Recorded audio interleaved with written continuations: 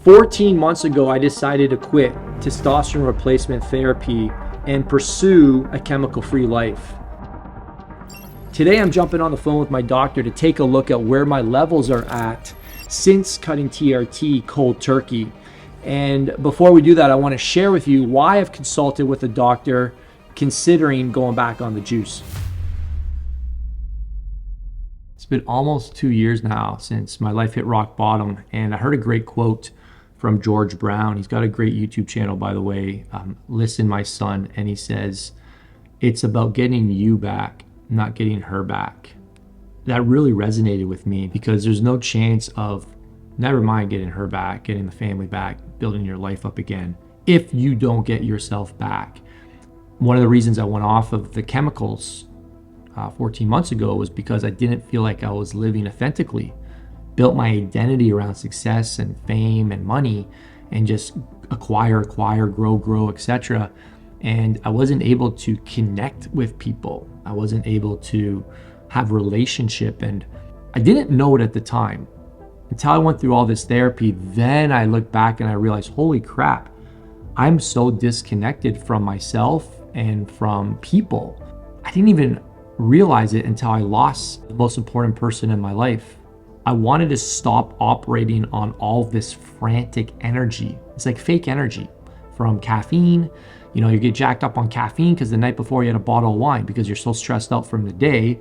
And then you wake up and you need to have 300-400 milligrams of caffeine, and you just repeat this process for years. And then you want to look and feel the part. So you're on the testosterone too. You're all jacked up and you've got this extra drive, and all of this production that you're creating, that you think you're creating, is at the expense of losing yourself.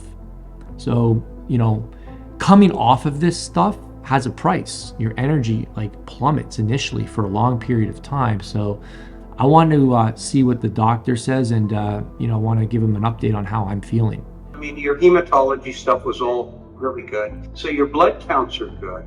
Your kidney function was really good. Then we did lipid assessments. Your triglycerides were reasonable. So it means you're not consuming too much refined carbohydrates. So that's good. And your cholesterol total should be below 5.2. Yours was 4.6. So lipid, blood counts, that was all pretty reasonable. Your liver enzymes were great at 21. So it's pretty encouraging to see that all my levels are in good ranges. He almost sounded a little surprised. Didn't he? Was it just me? I felt like he sounded a little surprised, but I've read a lot of threads on YouTube from, different divorce videos, and it feels like a lot of guys just go right down into the toilet and get killed by the 3 S's. You know what those are? Sex, scrolling on social media, and sugar. And sugar is, alcohol as well. They're vices to prevent you from facing the pain. So I'm pleased. But the question is, this is what we're here for, is to see where are the testosterone levels. So I didn't expect there to be any issues with that, but here's the moment of truth. Let's see. And your testosterone was 19.1. Under 20 is under the 50th percentile. Most guys are right around 25 to right around 30 is the ideal. I've got guys who are, in the high teens like that, and they're running half marathons and feeling fabulous. So the number alone doesn't mean anything, but if you're below 20 and you're, lacking motivation, you're depressed, anxious, or nervous, you're sleeping in the afternoon when you don't want to, if you're gaining fat around your midsection, and you're not recovering from workouts or from injuries, all of that can be low testosterone. Holy crap, 19.1. That is 50 percentile, which is not good. Is 50 percentile a fail, or is it a D minus? This reminds me of my story growing up. I always felt behind. I always felt like I should be further ahead. I was always disappointed. Where why can't I have high levels optimally? And it kind of explains how I got into TRT in the first place. I wanted to be accepted. I wanted to be liked. I wanted to be, one of the big guys. And it's crazy because yesterday I had a call with my grief counselor, and he said, I'm going through a battle of identity. When you're trying to rebuild your life, you're going to be attacked. The enemy is going to try and redefine who I am, who you are. And this is how the devil speaks. He speaks through the beliefs of culture. And it's crazy because I'm thinking to myself, like, I am being tempted right now to go back on TRT. And my levels give me pretty freaking good reason to. And this is his expertise. The devil's an expert at tempting you at specifically where you're weak. He knows your greatest weakness. And I'm being tempted right now to figure out what we can do with the TRT. And I'm acknowledging that. So we're going to ask him, what are the natural remedies? Because, obviously I'm not going to be ignorant and not listen to what he has to say. But at the same time, I'm going to do everything possible to rebuild my life naturally.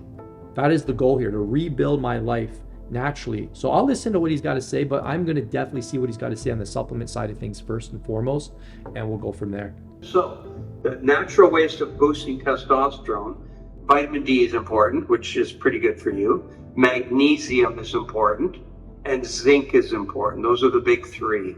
And then the other one that people are using a fair bit now is ashwagandha. Yeah. Have you used ashwagandha before? No, I think I've heard about it, I've read a bit about it, but I don't know if I use it in a greens product. I don't know if I was using the right amounts. Yeah, so ashwagandha, you need a pretty reasonable dose.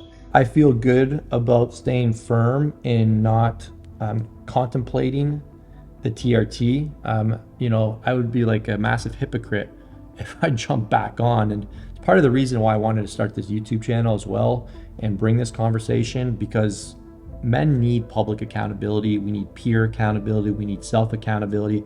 I personally believe the most influential type of accountability for a man is public accountability. It's one thing to disappoint me. It's one thing to disappoint a buddy or a coach, but it's another thing to disappoint peers. Am I right on that?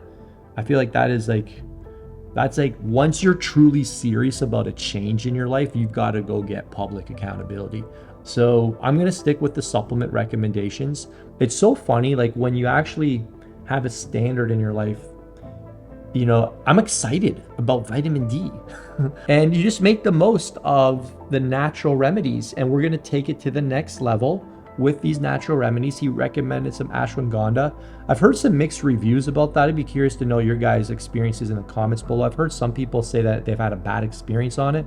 Not exactly sure, but I also know that my diet could be way more dialed in. My protein intake could be much higher. I just know that my training intensity could be much better. I am running quite a bit, so I know that's not the most optimal thing for testosterone levels. I'm also still under stress, and my sleep is great, so I can't point the finger at my sleep.